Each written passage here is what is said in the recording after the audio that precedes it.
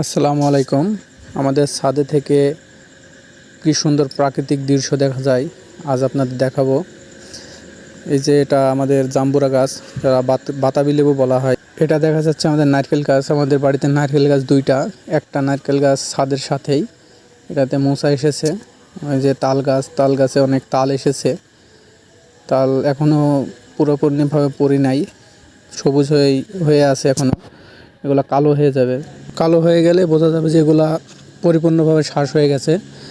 তারপর আমাদের ছাদে থেকে দেখা যায় আমাদের কাজলা নদী।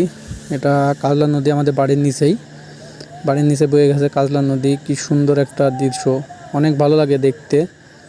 আমরা বিলে মাছ ধরি, এই বিলে প্রচুর মাছ হয়। ওটা আর একটা তাল গাছ দেখা যাচ্ছে আমাদের নানিদের, ওটাতেও অনেক তাল এসেছে। আর এই ছাদ তিনটা, এখানে ছাদ আছে চারটা ছাদে অ্যাডজাস্ট হয়ে আছে। প্রতিটা ছাদ থেকে প্রতিটা ছাদে যাওয়া যায়। এটা আমার ছাদের দৃশ্য। এখানে অল্প কটা মাটি উঠাইছিলাম, ঘাস বের হয়ে গেছে বর্ষার কারণে।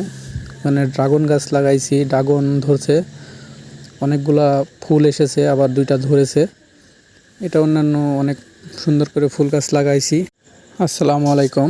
আমাদের ছাদে থেকে কি সুন্দর প্রাকৃতিক দৃশ্য দেখা যায় আজ আপনাদের দেখাবো। এই যে এটা আমাদের জাম্বুরা গাছ, যারা বাতাবি লেবু বলা হয়। এটা দেখা যাচ্ছে আমাদের নারকেল গাছ। আমাদের বাড়িতে নারকেল গাছ দুইটা, একটা নারকেল গাছ ছাদের সাথেই, এটাতে মোচা এসেছে। ওই যে তাল গাছে অনেক তাল এসেছে। তাল এখনও পুরোপুরিভাবে পরি নাই, সবুজ হয়ে আছে এখনও। এগুলো কালো হয়ে যাবে, কালো হয়ে গেলে বোঝা যাবে যে এগুলা পরিপূর্ণভাবে শ্বাস হয়ে গেছে। তারপর আমাদের ছাদে থেকে দেখা যায় আমাদের কাজলা নদী। এটা কাজলা নদী আমাদের বাড়ির নিচে বয়ে গেছে কাজলা নদী। কি সুন্দর একটা দৃশ্য, অনেক ভালো লাগে দেখতে। আমরা বিলে মাছ ধরি, এই বিলে প্রচুর মাছ হয়।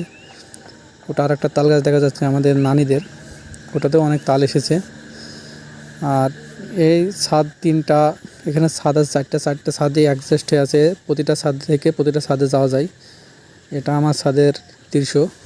এখানে অল্প কটা মাটি উঠাইছিলাম, ঘাস বের হয়ে গেছে বর্ষার কারণে। মানে ড্রাগন গাছ লাগাইছি, ড্রাগন ধরছে, অনেকগুলা ফুল এসেছে, আবার দুইটা ধরেছে।